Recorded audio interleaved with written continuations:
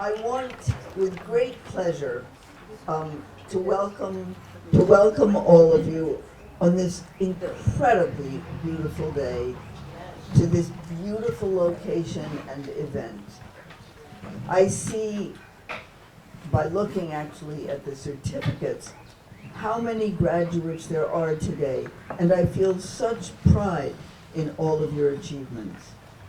Before celebrating you further, I want to acknowledge and thank the faculties of the postgraduate and Steckler Fellowships and of the four-year training program.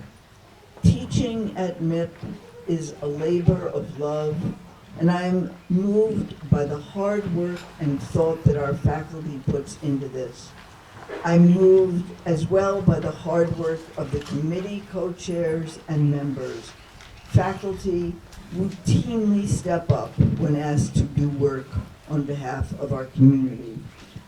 I would especially like to thank Sammy, who basically makes MIP run, and today run.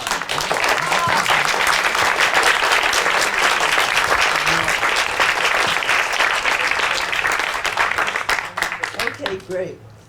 I personally rely on Sammy's judgment in all matters, administrative, of course, but also in her thinking about planning, programming, ethics questions, editorial and graphics questions. She is indispensable to our institute. Over this past year, MIP has held 4 town halls facilitated by our consultant, the psychoanalyst Kathy Pogue-White, and attended by a large number of MIP members. These town halls initiated a process of thinking deeply about our institute. At moments painful, at moments full of hope, they enable us to explore our history and our present, and to consider what we want for our future. Now is a moment, though, less for sober reflection than for celebration and joy. I'm happy to call first the postgraduate fellowship co-chairs to speak and celebrate the PGFP graduates. Please, sorry, I did not say their names. Malcolm Slavin and Karen Porat.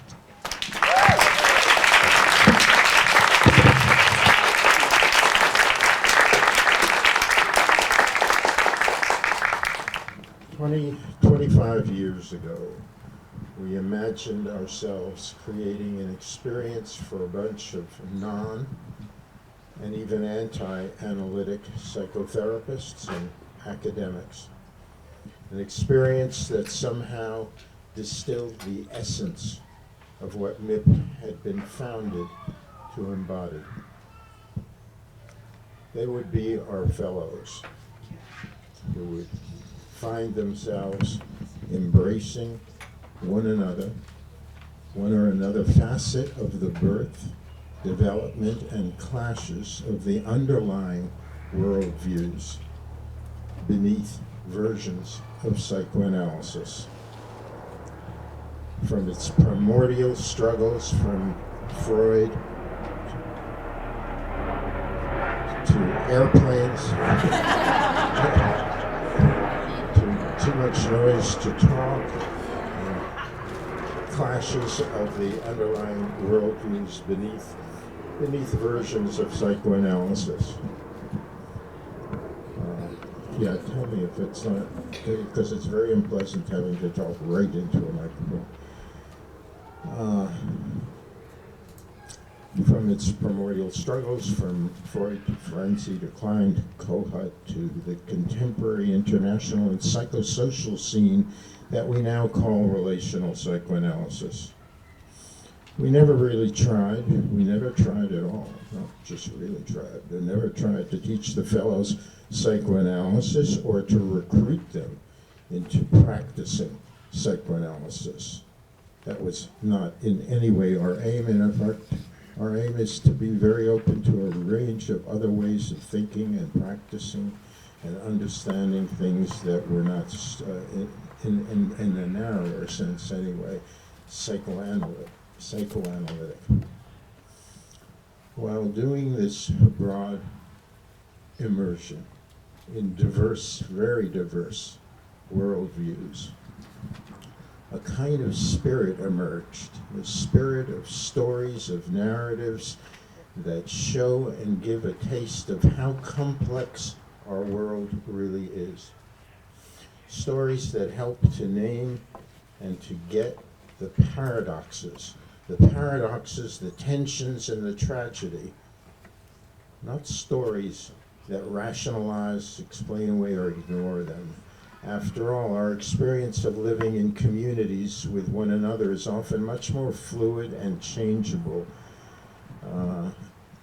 than it is ever simply nearly black and white, as ideologists often will have it. We have the audiences, too, that we cultivate.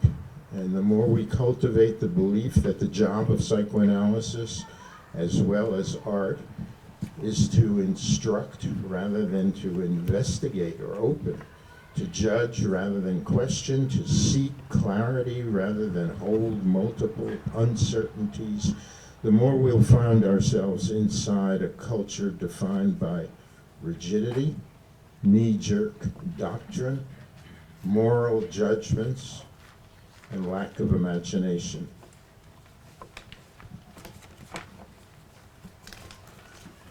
In such a world of condemnation, division, isolation, art, not moralizing has never been more crucial. So here now, whatever MIP has given to you, the fellows who have had this MIP immersion, you have all along unquestionably given an enormous amount back. You've kept us attuned to the world beyond psychoanalysis, thank God. And in that encounter, you've helped us stay self-aware and very usefully self-critical. Congratulations and many thanks.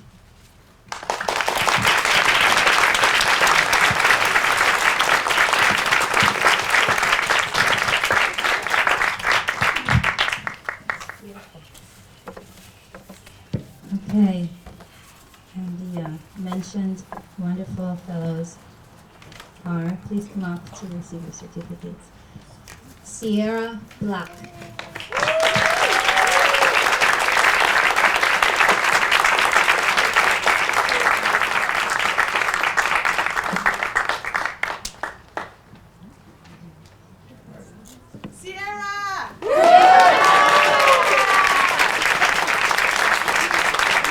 Alicia Chava. Lauren Carabas.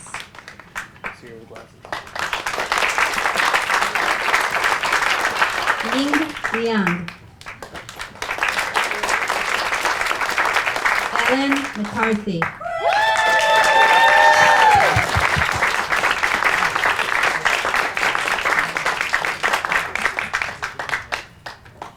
Congratulations.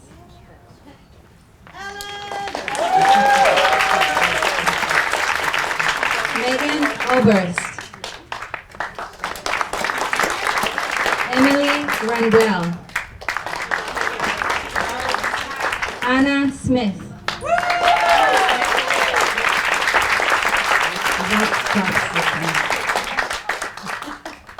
Congratulations.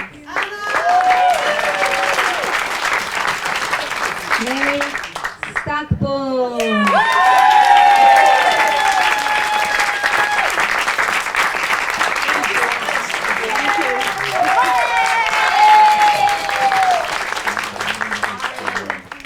Sarah Van Schaik.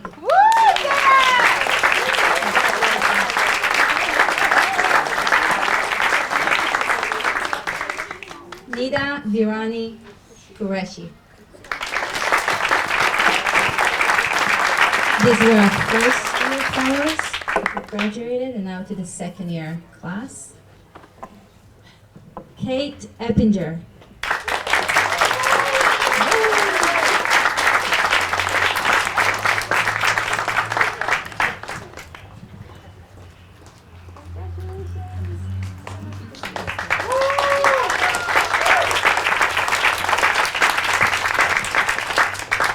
Evelyn King.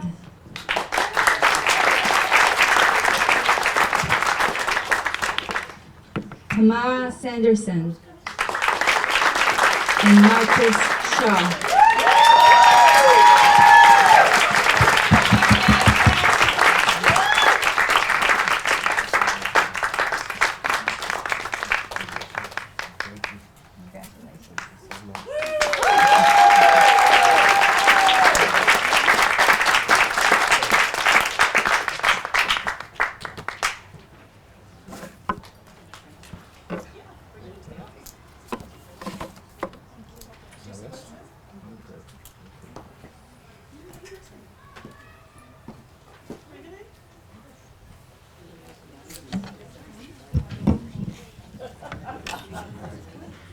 Okay, this is wonderful.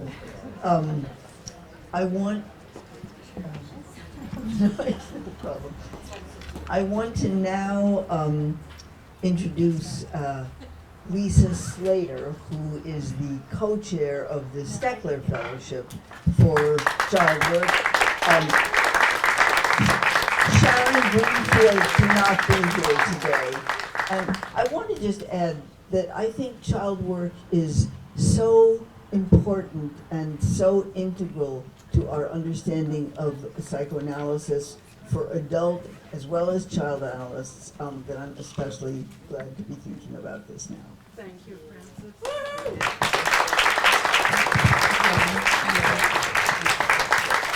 Does this work? Does this work? That's a little, yeah, okay. I need to get, here we go.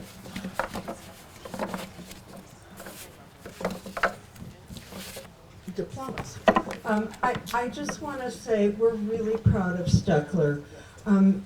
Steckler was birthed because training in child and adolescent therapy now is almost solely about DBT and CBT, and we want to keep the tradition of psychodynamic child play therapy and working with adults alive and working with families in a psychodynamic way, not just in terms of psycho-ed. So we're in our 8th year now, which we're very proud of.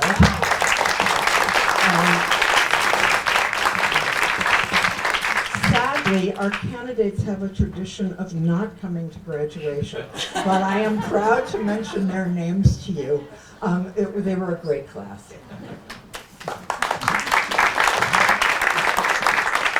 Abigail Amico.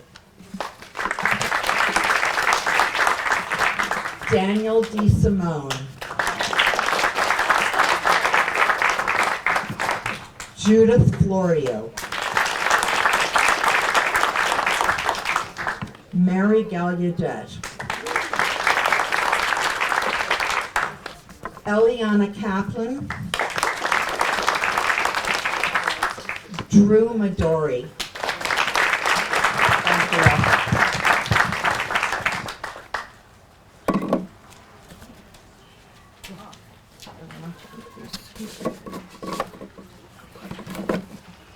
Here we go. I'm just putting the right things in.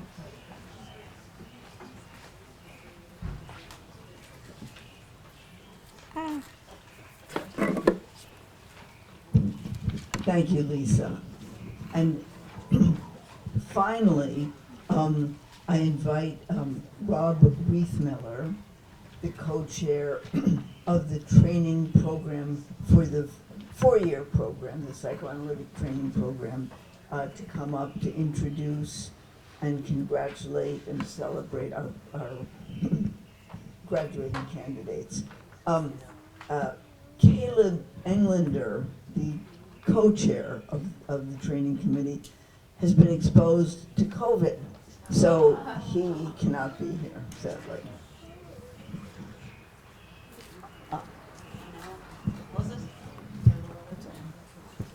Thank you, Francis.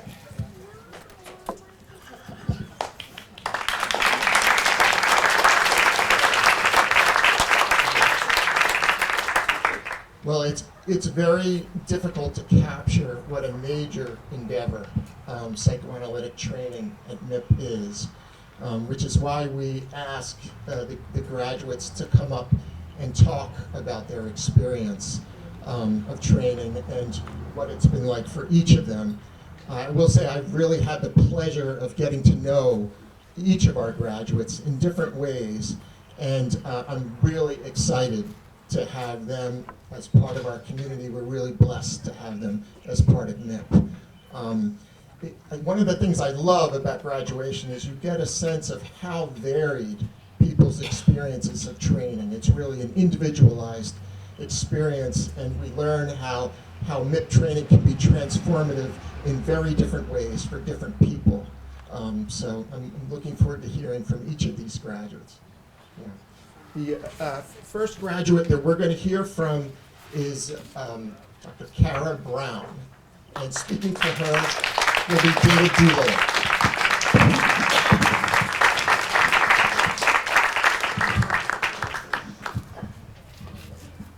Where's Kara? Yeah, you can.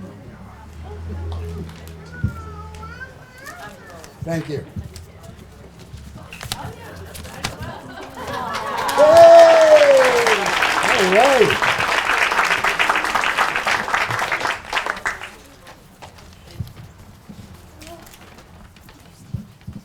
Well, it's wonderful for a couple of reasons to give congratulations and remarks for Kara at the time of her graduation. The first of these reasons is that I've had the rare and very special experience of supervising Kara at the very beginning and at the very end of her time as a psychoanalytic candidate at MIP. In between, she worked with other supervisors to complete her other clinical cases required for graduation, but she returned in the concluding time of her candidacy to work again together with a case that we had addressed in the beginning of her time at MIP. Kara's clinical work with her patients showed remarkable changes having occurred during the years that we had not been meeting. This offered a rare and, in my experience, singular opportunity to see so closely her growth and development over the ensuing years. The work is challenging and difficult, but it was not hard to see the important shifts and changes that had occurred in this man over the years. As I began to recognize this, I reflected on Kara's final project. Her close and careful study of dream work with a different control patient during the midst of the pandemic, with a woman who was seriously ill, demonstrated a deep and profound grasp of the analytic relationship and the analytic method, and similarly showed profound changes occurring in that patient over time. But the second experience that I found in supervising and working with Kara is of a very different sort. My work with Kara represents the first experience I've had working with an elite athlete as an analytic candidate. Over the years of supervising, I've had the wonderful opportunity to work with artists and writers, many others with unique and special talents and experience. But Kara really stood out to me as someone whose background athletically presented particular and important capacities and gifts in the process of doing this work that we all love. I may embarrass Kara a bit by telling you that she was among the top 5 recruited soccer athletes in the country. Wow. In the country. When she entered college. Earlier, Kara had played with the USA team, and after college, a stint with a professional team. And ultimately, her research interests in graduate school, not surprisingly, concerned the relationship of psychology and physical as well as athletic issues.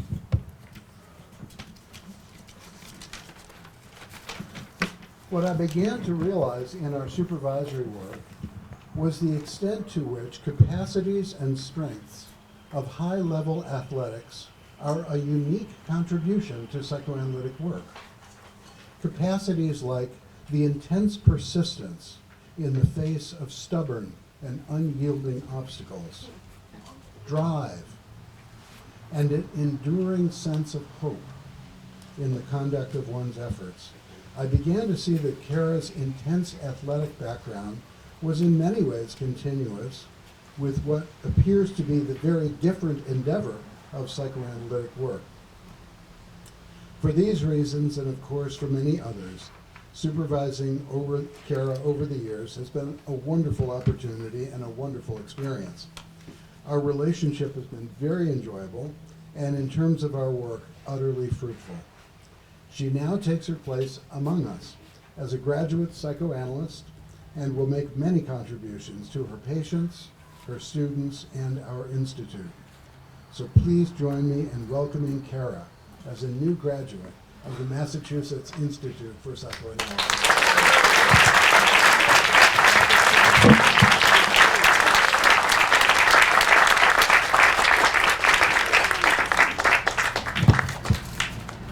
Okay. Oh my gosh, it feels so good to be up here.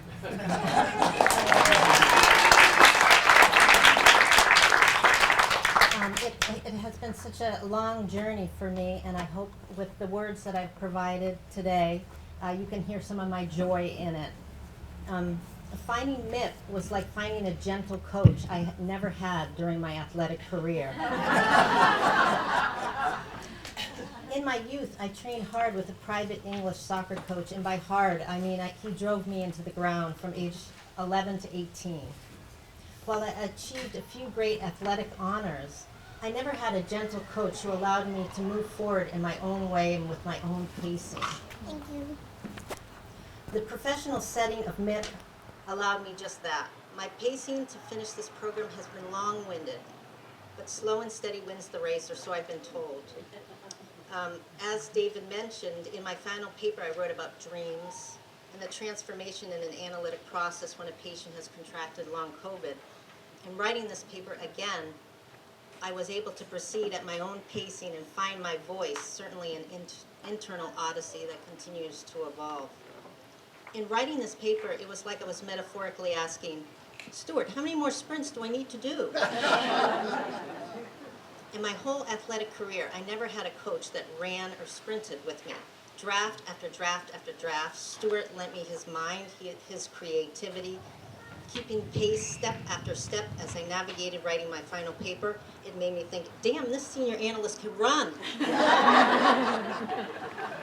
So a big thanks as well to my other supervisors, David, of course, and I don't know if Ellen Wilson is here today.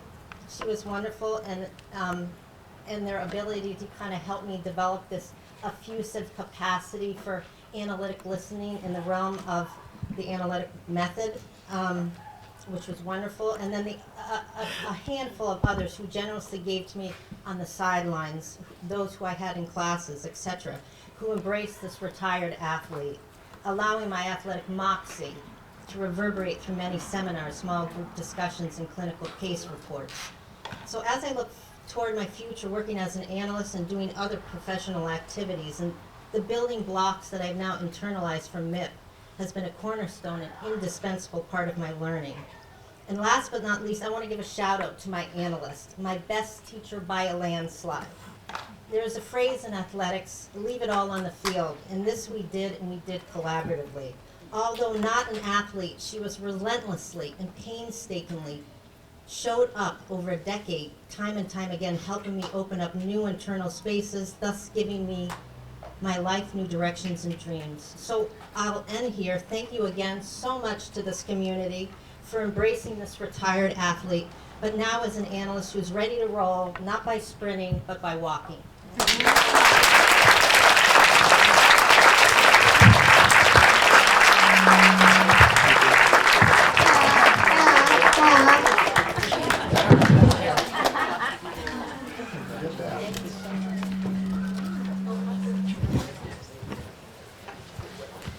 Okay, congratulations, Kara. The next graduate we're going to have come up is Shannon Mackey, And speaking for her will be Linda Luz Alterman.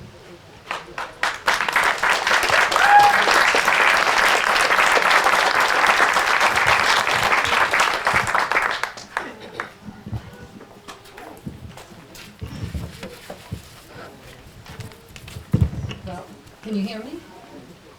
It is a real pleasure to speak on behalf of Shannon. I've known Shannon since she joined a reading group I was doing with some of her colleagues at HRS several years ago. I was delighted when she applied and became a candidate at MIP, and I was even more delighted when she asked me to be her first analytics supervisor. Courageous, astute, present, those are just a few of the gifts that Shannon brings to her work as a psychoanalyst. Early on in her work with the young woman who was her first training case, Shannon sensed a looming presence, something dark, something lurking behind a curtain, or was it a door? Yes, something behind a door that could not be opened, but also a door that could not be locked.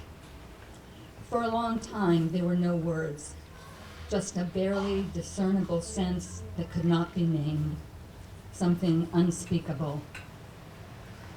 And Shannon waited, staying close, listening without leading, attending with an openness to what may be forthcoming, trusting that being present was what was needed, was what mattered, and that there was meaning in what was happening between them, even if that meaning was not yet knowable. Over time, words came together, and Shannon was fully there in the moment to receive them. Shannon's steady and affectively alive presence allows her patients to navigate the intense experience of psychoanalysis, sometimes through periods when feelings cannot be named, yet may be overwhelming or disturbing. Her openness to whatever her patients bring into the room and her attunement to their emotional states, no matter how unsettling they may be, allows her patients to bring forth previously unknown images, reveries, and bodily-based impressions that had been circling around well below the surface. I've been privileged to witness the sea change, the transformation in Shannon's first analytic patient that has occurred through the years of work with Shannon. Through Shannon, as her supervisor, I have heard this patient coming alive to herself, able to name and accept her feelings, to feel confident about her capacity to live and speak more fully as herself. And it has been inspiring to see how Shannon also has come into her own as an accomplished psychoanalyst who has experienced the subtleties and the power of the analytic process and the analytic relationship to bring about a patient's opening up to herself. Before ending, I want to also note that Shannon's graduation paper is a rich and thought-provoking analysis of class unconscious and its impact on the experience of desire. I and the other members of her candidate advisory committee believe that it is a real contribution to psychoanalytic thought, and we have encouraged her to send it out into the world for publication. Shannon, congratulations on your accomplishment, and thank you for inviting me to be part of your psychoanalytic journey.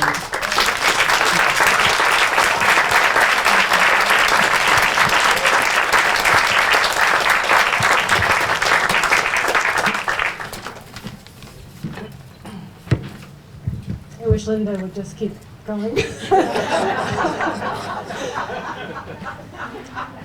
So, hi.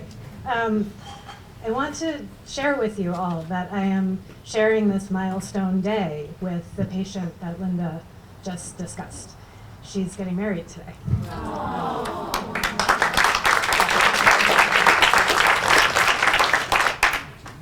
This coincidence is poignant because she was my very first patient in my private practice, and also my very first control candidate at MIP. I've witnessed her learn to find words, bear what was once unbearable, and discover excised parts of herself, all while I was also coming to know myself as a therapist, a patient, and an analyst. Psychoanalysis demonstrates that enduring growth vitally occurs in the presence of another. I am undeniably here because of others and have been profoundly changed by important relationships during my training. I'm grateful to my patients and to my analyst for showing me what can powerfully occur between two people in the most intimate of ways. I'm grateful to my supervisors, in whose offices I felt safe. It's impossible to imagine becoming an analyst without the supervision of Linda Luz-Alterman. In her steady, wise, deeply ethical, and open-hearted approach to supervision and learning, Linda offered a secure container for thinking and feeling my way through training.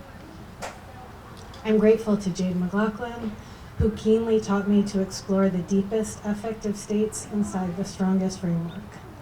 And I'm incredibly thankful to Ellie Dan for her intellectual generosity and the pure joy that it is to think psychoanalytically with her. Judy Siegel, my liaison, offered enduring encouragement and inquisitiveness, and I'm grateful to close confidants and trusted colleagues whose astute consultation is often a lifeline. Of course, I am eternally thankful for John Mackey in too many ways to mention, but without whom today would be a lot less bright. Finally, importantly, I was privileged to be in a cohort of incredibly strong thinkers. Kylie Gottschalk, Jason Healy, Tracy Hurd, Angela Jones, Vicki Poots, Jessica Summers, and Kelly Wilson. I'm deeply grateful for the many lessons embedded in our journey together, lessons about the analyst and the person I want to be, lessons also about what it is to be a member of a group with all of those inherent challenges. Lessons I'm committed to bringing to the larger group, the community of MIP, as I enter today in a new way. When my patient, the one who's getting married today, emerged from the cocoon of her romantic relationship into the larger universe of her fiance's family, she idealized them for the many of the things she had longed for in her family of origin. Over time, her experience has changed in a process of healthy disillusionment that ultimately led to deeper intimacy through curiosity about their otherness, rather than an investment in likeness. I've had a similar experience in what I think is normative disillusionment as a member of MIP groups, both large and small. The idealization and perceived sameness that felt necessary and holding when I entered this community has given way to my interest in what we can do with our differences. I want to bring to the group the same wonder and mutuality that I found in those precious dyads I mentioned a minute ago. I hope that the community I'm entering is dedicated to a similar mission based on celebrating alterity in the spirit of working hard together and thinking deeply. I'm excited to see what comes next.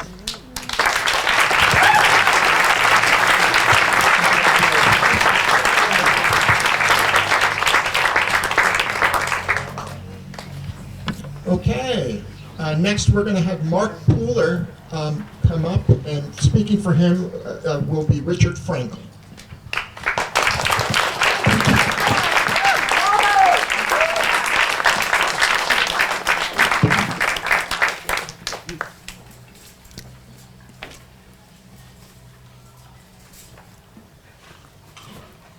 Hello. I first met Mark in 2004 when he was a student of mine in the postgraduate program in child and adolescent therapy at Smith College. Shortly thereafter, we began a weekly supervision that lasted nearly 15 years before Mark embarked upon analytic training at MIP. During the early period of our work together, I was undergoing analytic training myself. Once my analytic couch found its way into the office, displacing the prior arrangement of sofas, chairs, and knickknacks, Mark would occasionally look over at it with a bemused look. As the years rolled on, a question or comment would arise. It was like that old joke about the monks in a monastery sworn to silence.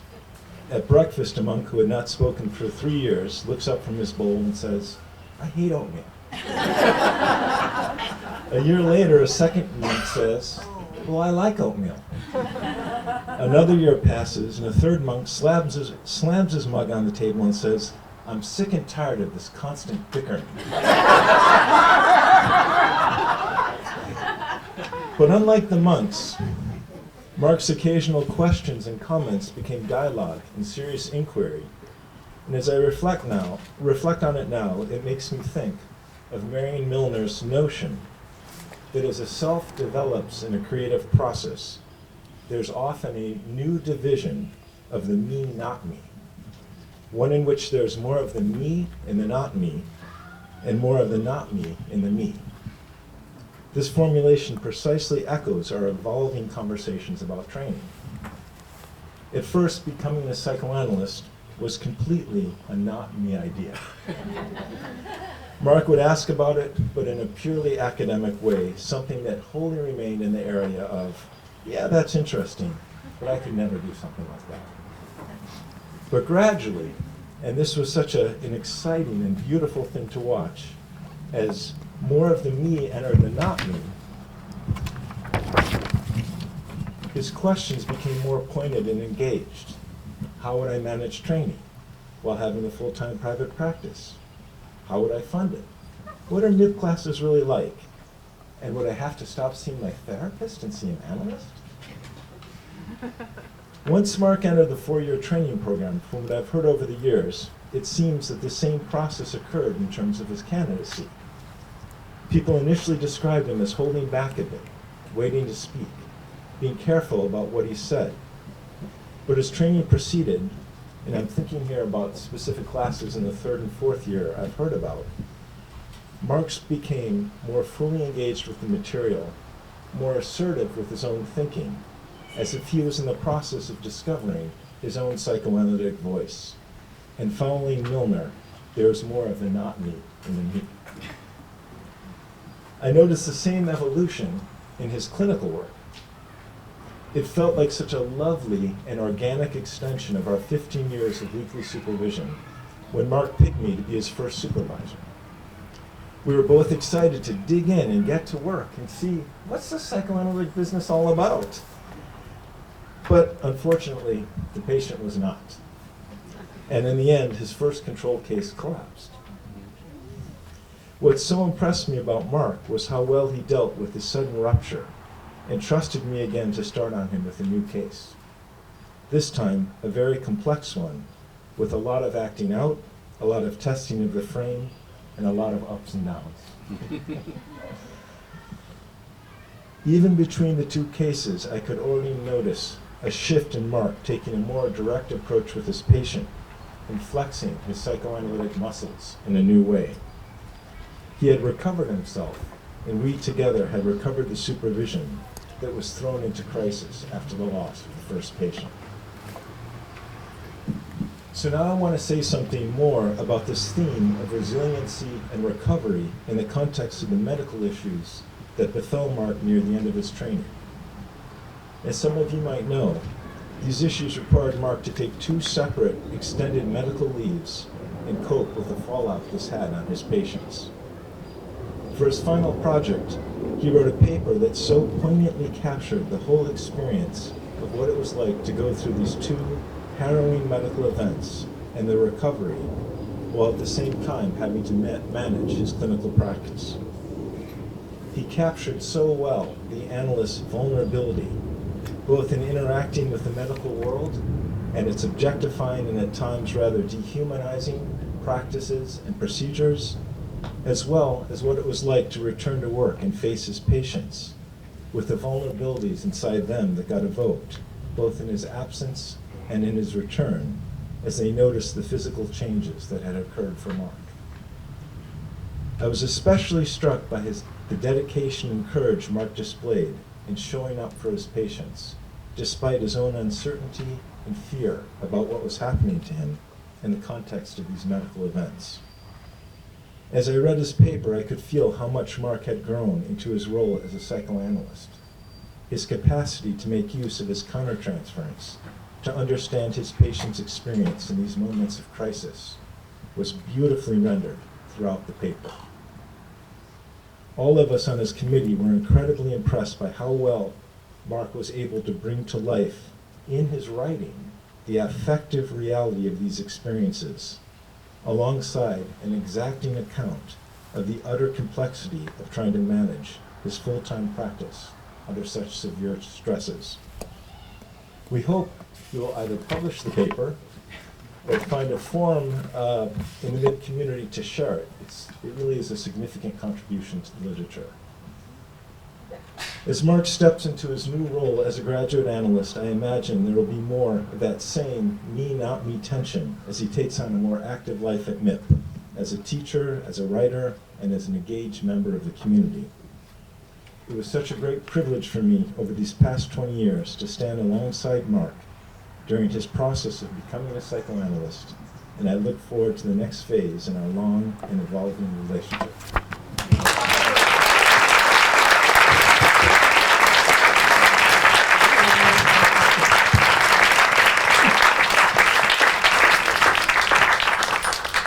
Oh, now I want to cry. Thank you so much, Richard. So I wanted to begin with a brief quote from Rainer Maria Rilke.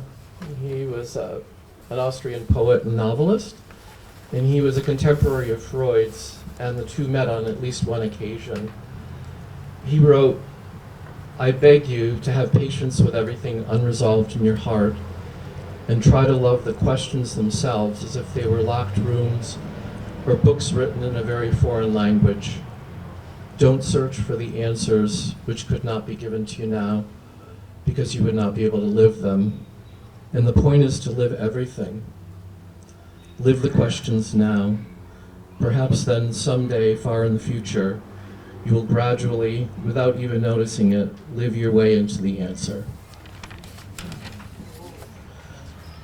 So I wanted to do analytic training. For so long, it feels so humbling and unbelievable to be here. As Richard was saying, I always seem to find a pretext for not starting it. Be too disruptive for my practice, I wouldn't be able to afford it, I couldn't do it somehow. But it was with Richard's occasional, gentle urging that I began to consider it in earnest. Being here today and graduating feels like an unbelievable achievement for me. When I began the program, I often felt uncertain or afraid to speak up in class. My own unanswered questions and the feeling of not knowing inhibited me from thinking and speaking freely. It was only after being in the program for a period of time that I began to find my voice. The increasing confidence that I felt in myself allowed me to critically examine the papers we were assigned and to point out inconsistencies and to pose questions about them. This began to seep into my clinical work, and I noticed that I felt more comfortable sharing my thoughts and feelings with my patients when it seemed to be the right moment. In the past 2 years, I've had to cope with 2 serious, unexpected medical conditions. I needed to take time away from my practice to properly care for myself, and when I returned to work, I needed to navigate my patients' own questions and concerns for me. Suddenly, my internal questions became more existential in nature and less theoretical. I chose to write my final paper about some of my experiences with illness and how it impacted my thoughts about myself and my patients and that countertransference experience. In closing, I would like to thank all the faculty members, I see David right here, who taught me with patience and dedication. And I felt really lucky to have landed with a wonderfully supportive, warm, and intelligent cohort. You made the training experience a collaborative one, where mutually respected ideas could be shared, often with a good sense of humor.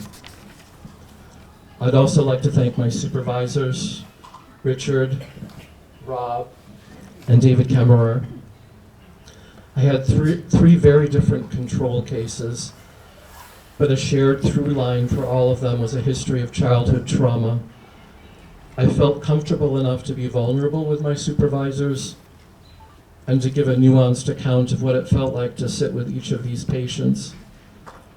The supervisor's expertise and kindness were invaluable to my growth as an analyst. Finally, I wish to acknowledge my analyst, who continues to sit with me as I explore those locked rooms and indecipherable books. Thank you.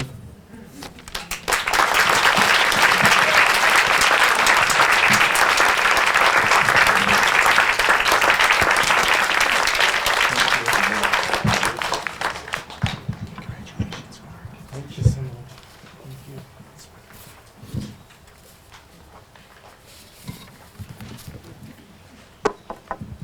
Okay, next we're going to hear from Kelly Wilson, and speaking for her will be David Powell.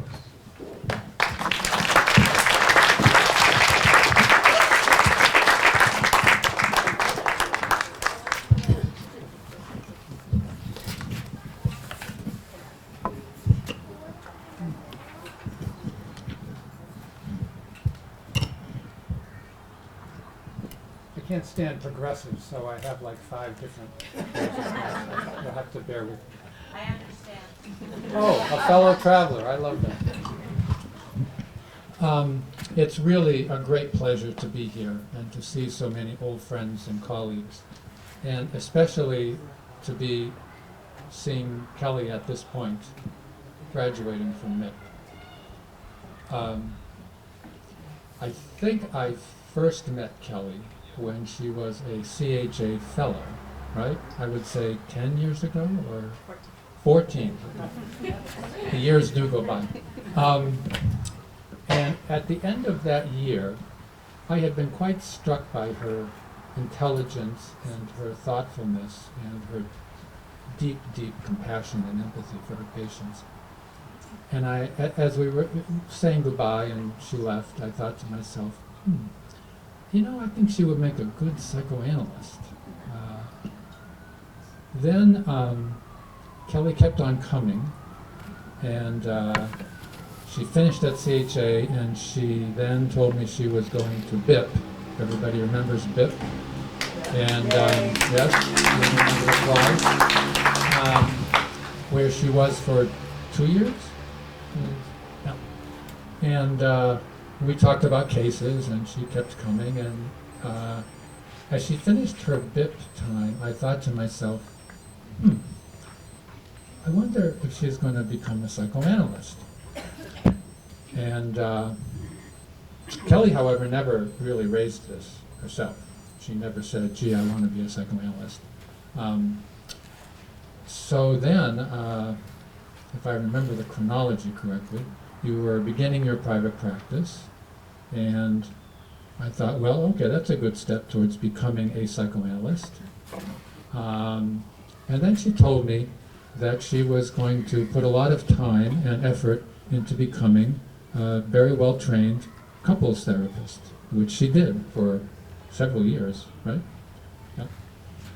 At that point, I began to say to myself, I would never have said it to Kelly, when are you going to become a psychoanalyst?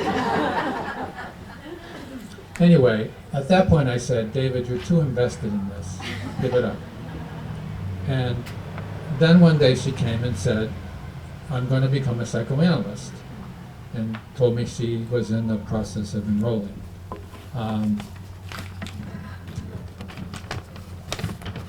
So I was very pleased and happy then, because I thought she would not only enjoy it, but I knew she would make a great analyst and make a great contribution to analysis. And I've only been proved correct in that as we worked together and as I read her final project, which I'll tell you about in a moment. Anyway, so Dr. Kelly Wilson, graduate psychoanalyst. Such a pleasure to say it. Sounds great, doesn't it? More importantly, though, It's an accomplishment richly deserved and reflects Kelly's incredibly hard work and drive, her drive to learn and grow as an analyst. I'll just say what I mean incredibly hard. Kelly brought a fully typed verbatim transcript to supervision every single week of her entire analytic training. Really remarkable. And when I asked her about it, she said, "It's fun, I really learned from doing this." She's eagerly embraced the opportunities of her MIP education, but also searched beyond it, actively seeking learning opportunities in the wider national and international psychoanalytic world. What I've seen in this is your intellectual curiosity, your energy, your professionalism, and your drive. And above all, your dedication to offer the very best that's available to your patients. Her very fortunate patients. Had I more time, I would tell you much more of Kelly's background. For instance, she published a great deal before she even got to us. I would tell you about her intellect and character, her many talents, and the seriousness with which she pursues becoming the very best clinician possible. But I don't have that much time, and so I want to spend the time I have telling you about her graduation paper, because it is a very, very special accomplishment. She describes a protracted, difficult, frightening clinical impasse from the perspective of her own subjective experiences of it, her struggle to understand them, and to use these evolving understandings to address the impasse. It is beautifully written, harrowing at times to read, and deeply, deeply moving. It's a masterpiece marrying raw clinical experience with a struggle for intersubjective analytic understanding. Impressive is both Kelly's openness, frankness, and honesty, sharing her emotional turmoil, as well as her masterful use of psychoanalytic concepts in trying to meet it. Thinking under fire, as Bion once said. I encourage you to publish it, Kelly. Reading it, and I hope all of you will, I recognized that I was listening to a fellow psychoanalyst think. Kelly, it's my great pleasure, on behalf of all your colleagues, to say, welcome to the community of graduate analysts, finally.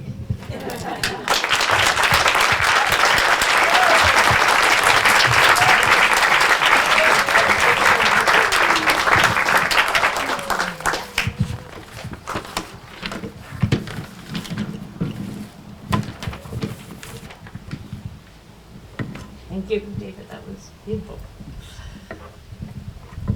The psychoanalytic frame, with its rigid practices and attitudes, is an institution, writes Jose Blager. When the frame or institution is well functioning, its presence is barely noticeable. It contains and holds a kind of ghost world of unconscious, primitive anxieties that is always there, but only becomes apparent when the container falters. If you've been at any institution long enough, you know this ghost world is very real and very powerful. And yet, in my experience at MIP, I have found a parallel ghost world, not the one of primitive anxieties, but of primitive generosities. A surprising, benevolent ghost world that we might also all be hard-pressed to see if the curtain didn't get pulled back from time to time. This benevolent ghost world runs deep and exudes unbidden, attuned, responsive care. Its ripple signals a real acceptance of diverse thought and emotion. Today I celebrate the loud hum of this solid, perhaps even loving ghost world. It is the ground upon which the figure and the future of MIP stands. I would like to thank my supervisors, to David Power. Your influence on my analytic listening over the past 14 years unilaterally makes me love my work. Because of you, every session is an exciting opportunity to hear, see, and feel something new. Your sensitivity to and interest in the precise subjectivity of each and every patient has made me more curious about and accepting of my own subjectivity. You have my enduring gratitude. To Ellen Wilson for your warm validation, humanity, wisdom, and exquisite sturdiness surrounding complex cases. And to Lynn Yonick for your emphasis on technique, aliveness, and clinical intuition. To my liaison, Judy Siegel, if the benevolent ghost world ever wants to elect a president, I will lead your campaign. You have been essential. To my cohort of creative, smart, challenging colleagues, Shannon, Angela, Jason, Jess, Kylie, Tracy, and Vicki, I'm grateful we left MIP some magic in the dust of our own synergistic institution. And to my family, my friends, my loves, the container you provide makes it possible for me to move within and between multiple exciting worlds. Thank you.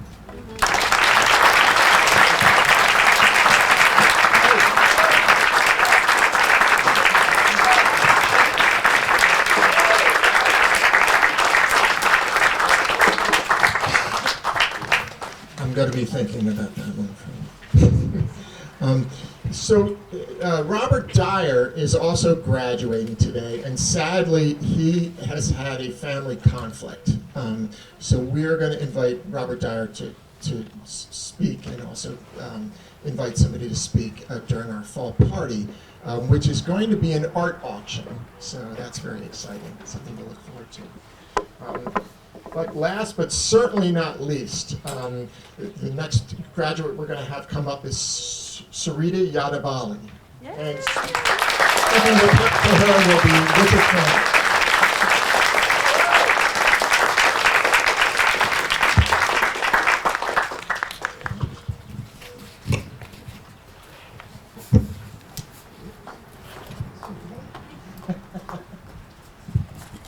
Hello again. Nice to see everybody. I recently learned that, this is something I didn't know for all the time I've known you, that Srita had a prior career in IT. Who would have guessed? Writing software programs. She described to me that when she was an undergraduate in India, she came to the US at 22 after her undergraduate degree. She was looking through the textbook of a friend who was studying psychology and came across those incredible cat paintings done by Louis Wain, the British artist who suffered from schizophrenia, in which his paintings of cats over time reflected the internal disorganization he contended with inside himself. Srita never forgot how struck she was by these images, which eventually led her to feel something was missing in her work in IT. Not the first person I've heard that from. So she switched careers, trained as a psychotherapist, and eventually began to study psychoanalysis. Now, Lacan was famous for saying that the authorization for someone to practice psychoanalysis should come only from that person, him or herself. What strikes me so powerfully about Sarita is that from the moment she started her training at MIP, there was a sense of self-authorization that was truly unique. It was as if she had entered the program proclaiming, I'm very drawn to psychoanalysis, I'm deeply interested in theory, and I will take advantage of all the opportunities the MIP training has to offer without apology. Now, it seems to me that this powerful draw toward psychoanalysis, where one's desire to become an analyst brooks no compromise, strongly resonates with Lacan's sense of the analyst's self-authorization. It moves the soul, as those cat images moved something in Sarita that she knew deep down she had to come back to. From the start, as both her teacher in the first year class, on Zoom unfortunately, and supervisor, it always felt to me that Sarita had an innate facility for psychoanalytic ideas. Theory seemed to just roll off her tongue, and in class she would make the most interesting and often quite poetic connections between ideas, as well as raise wonderfully provocative questions that reflected her keen attunement to the material that we were studying. Her affinity for psychoanalytic practice also had direct bearing upon her practice.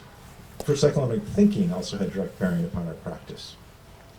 I supervised her first case with a young woman with an early history of sexual abuse. She was chronically suicidal, and any time there was a prospect of something good happening in the treatment or in her life, she would precipitously revert to a "I just want to die" stance that was nearly impossible to open up, to think about, or to metabolize. What struck me about Sarita's clinical acumen was her ability to really hang in there, stay emotionally invested in what turned out to be an extremely challenging first case. She did her best to bear the deadness brought about by the unrelenting nature of her patient's suicidal fantasies, which filled the analytic field with despair and little hope for change. In writing about this case in a paper that she presented at IARP in Valencia, Spain in 2023, Sarita describes a reverie experience in which Nancy Sinatra's voice, anybody know who that is? Drifted into her head, steady and haunting, with these lyrics. Now I'm quoting Sarita, quoting Nancy Sinatra. I was 5 and he was 6. I won't sing it. I was 5 and he was 6. We rode on horses made of sticks. He wore black and I wore white. He would always win the fight. Bang, bang, he shot me down. Bang, bang, I hit the ground. Bang, bang, that awful sound. Bang, bang, my baby shot me down.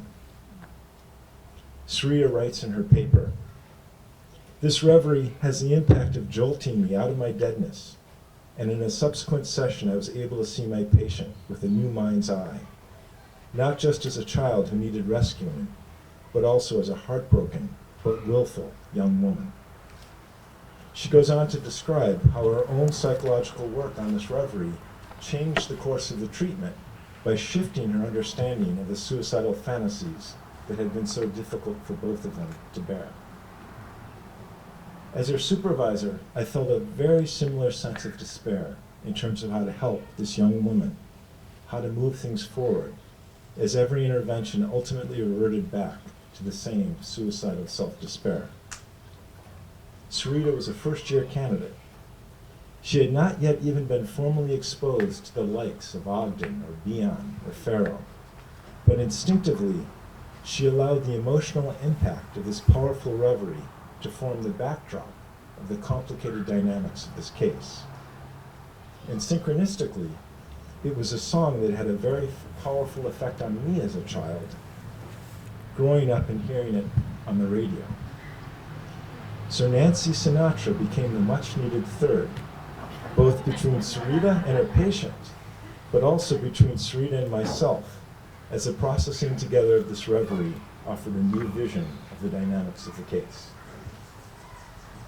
This illustrates what I want to convey about Sarita, about her intuition, about her capacity to grasp and put to use a complex concept like analytic reverie to illuminate a clinical situation even before it became a formal object of study.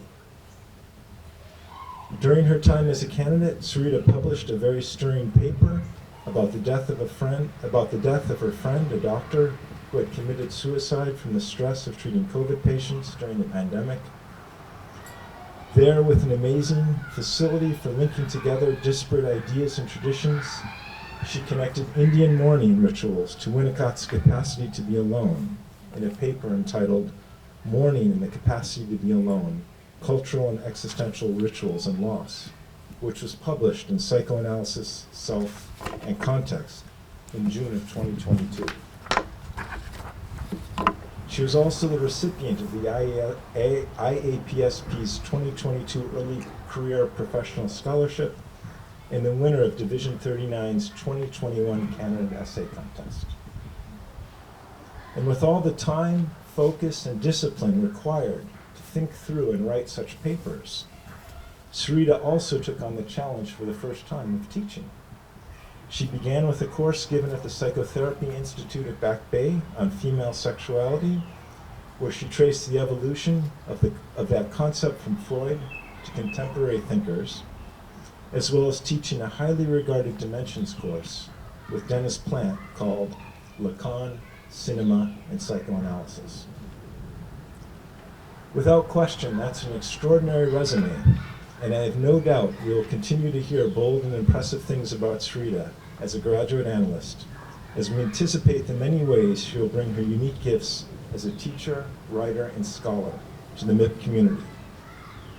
It's been a great pleasure for me to be witness to her journey and watch this occurrence of analytic self-authorization in action. Thank you.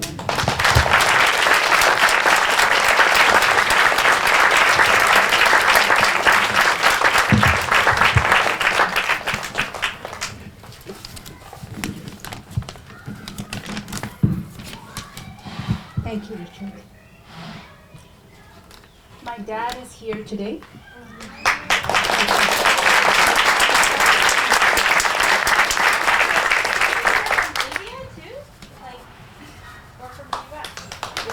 From India, all the way from India.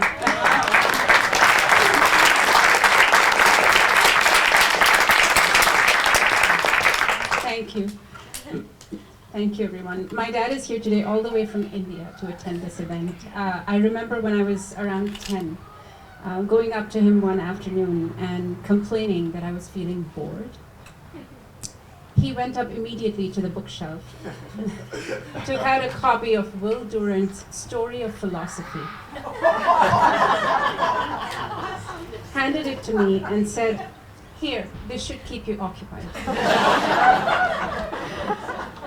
I've thought about that day from time to time lately.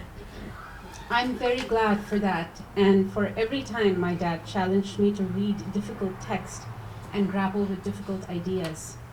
If not for him, these last 4 years of training would have been infinitely more challenging. I guess I fell hopelessly in love with psychoanalysis before I knew what it was or even knew its name.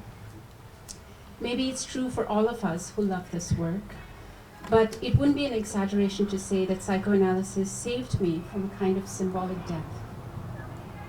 So when I found it at MIP, I could hardly believe my good fortune. I'm so thankful that MIP was founded, thankful to all the faculty for creating a space where we get to tread the path of some of the greatest thinkers. Thank you especially to my supervisors, Mal Slavin, who instilled the belief in me that I could write.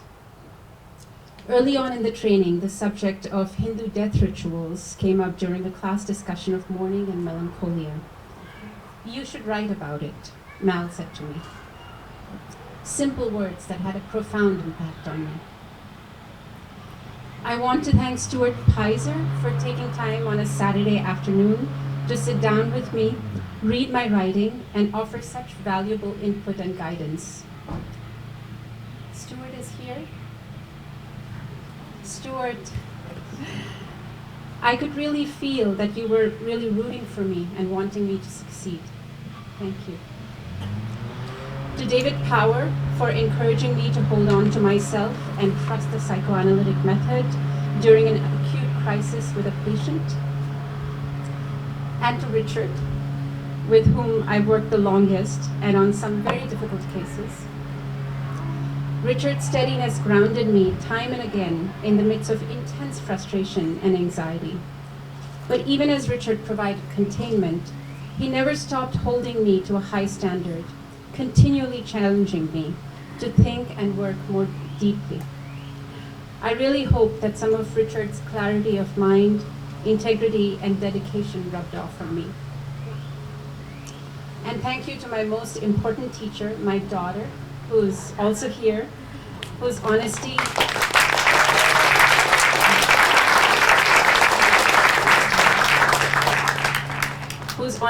intelligence, and humor I'm in awe of. I'm so grateful to all my friends who are here to support me.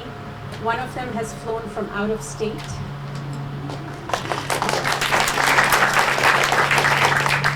For being here today in all your midst, I really do feel very, very lucky. Thank you.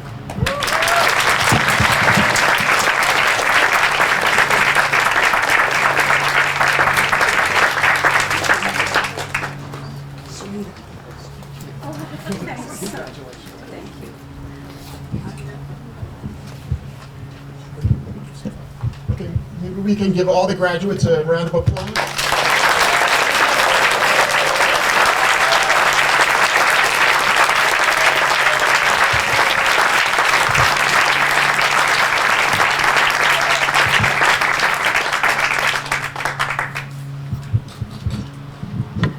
Okay, so cool. Now, ordinarily, I would be presenting the winner of the Meyerson Award with the award and saying some words about the recipient, who this year is Jade McLaughlin.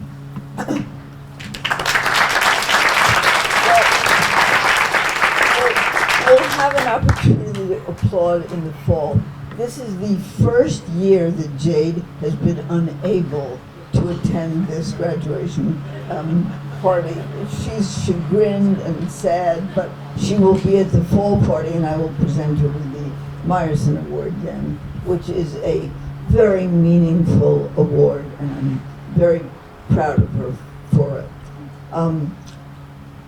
And with this, we conclude the formal part of our ceremony today. We can get up, we can drink, we can eat, we can converse. So thank you for coming.